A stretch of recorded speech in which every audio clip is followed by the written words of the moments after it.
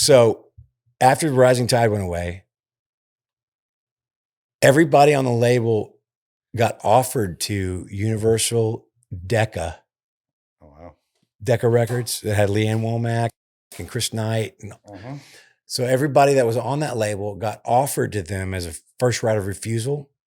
As like, we're dissolving this label. There's all these acts. Y'all can take them if you want because it's all under the same contract.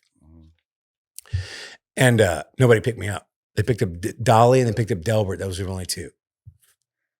That's a whole other story where about 5 years later, I ran into this dude who turned me down and I knew he turned me down. He goes, I've always wanted to work with you. I was like, fuck you. No, you didn't. You had a chance. But anyway, so about a year later, I got signed to Lucky Dog. And that's where I made Hey You with Richard Bennett. So it was actually a natural progression where you worked with Steve,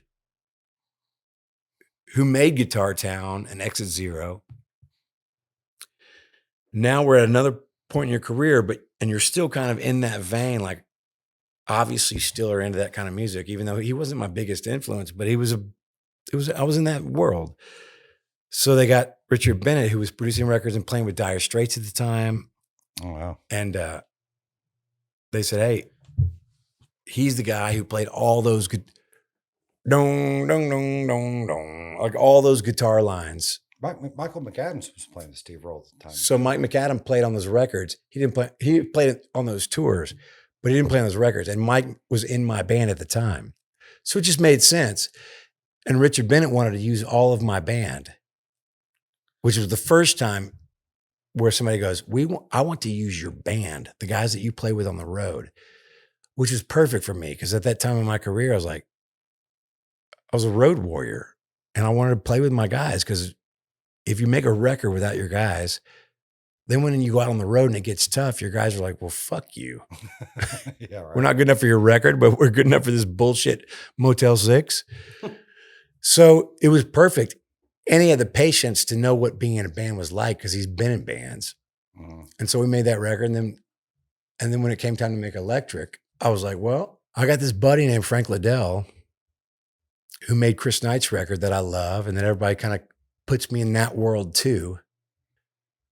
I was like, I bet he'll understand what I'm doing because I knew he loved the kind of songs I love because he loved Jim Lauderdale and Buddy Miller and all that stuff that I was into.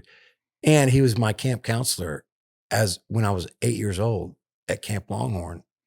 And so there was that weird connection there. And I was like, well, let's see what he has to say.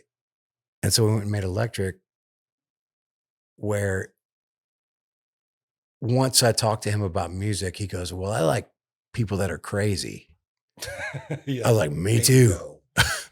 Well, who do you like? How'd you do that with Chris Knight? He goes, well, I just got a bunch of people that I thought were really talented and had no idea how they would fit together, but let's just see how it works. I was like, that sounds like something I'm into. And so he did the same thing. Got Chris Feinstein, who played bass with Jay Joyce's band Iodine. They got Jay Joyce, who went on to become Jay Joyce, who produced Eric Church and A Little Big Town and a bunch of really great records, and Cage the Elephant and a bunch of rock bands.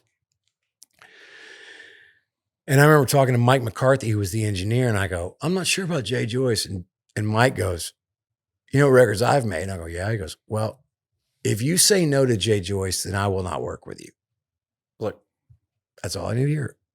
So we got this band of heathens together, not to be confused with the band of heathens, but like we got this band of like, the misfit kids. And at that time in my life, I was like, well, I've already tried to kind of play the game, what I thought was playing the game, which was not. But I was like, I've already tried to kind of fit in. What if I was 30? I was at that time in my life where I was like, I'm 30, man. You have to believe me. Yeah. So I was like, I'll tell you when it doesn't feel right. Let's just put the throttle down and go as fast as we can in this direction of like rock and roll. Rolling Stones meets Willie Nelson. Let's see what happens. And Frank would always come in after each take and he'd be like, are you cool? I'd be like, yeah, further, go. And he would always laugh at me like, you're crazy. I was like, no, I'm not. It's going to be great. So that's how that record happened.